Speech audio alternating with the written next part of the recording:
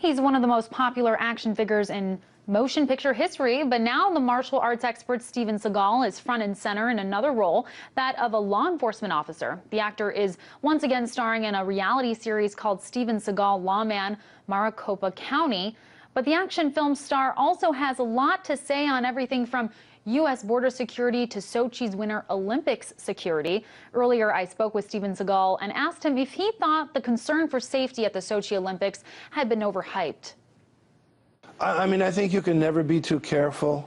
I think there's close to 70,000 security personnel in Sochi between the different branches of police officers, FSB, Spetsnaz, and Alpha Spetsnaz, and international folks are also there. You know, there are also different intelligence branches and law enforcement branches from all over the world there. So I think Sochi is going to be quite safe, but then again, there is no such thing as, you know, 100% guarantee of, you know, absolute safety anywhere in the world, wherever you go. But I think it's going to be one of the safest places around.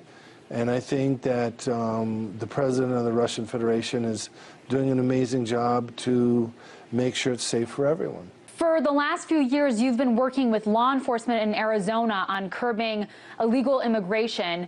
What do you think the Obama administration should be doing to really address that issue? In terms of here, I think for me the key is to be able to do proper background on everybody, because you have really nice, humble, wonderful, ethical, moral people who are just trying to find a better life, and then in the mix of that you have, you know, the most evil, rotten, murdering, raping criminals on earth that are doing everything from, you know, kidnapping to human trafficking, sex trafficking. They're not just murdering, but they are, you know, doing all kinds of really terrible things to the people, to intimidate other people, as you know. And so what we want to do before we just give a blanket amnesty is really set up a situation where we can really take a good look at each individual and see what category they should fit in, you know. Sure. And what did you see firsthand while working in Arizona that really sort of solidified your belief on that? Well, I work on the border, you know, and, you know, I work intimately with, you know, organizations who are seeing all of what's going on.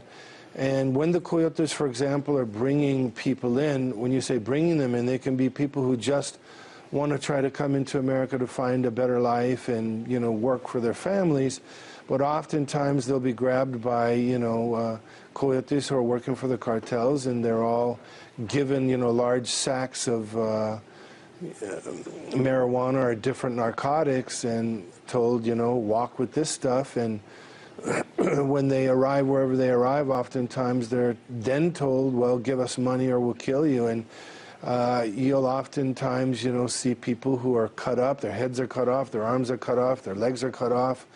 You know, they're left tied up and dead. And so we know that it's not just a bunch of nice people, you know, bringing in marijuana for, you know, hippies or something. It's a different group of people that are doing a lot of different criminal activity, like I said, from murder to rape to narco trafficking to human trafficking to sex trafficking. And it's, you know, it's billions of dollars that are, you know, coming in and out of America across the borders into Mexico. Usually the cash is going into Mexico and the narcotics are coming out of Mexico into America. But it's a problematic, complicated situation where so many people are making money on both sides. Indeed. I think all the more reason perhaps for some real reform on the issue. Well, actor Steven Seagal, thank you so much for being with us.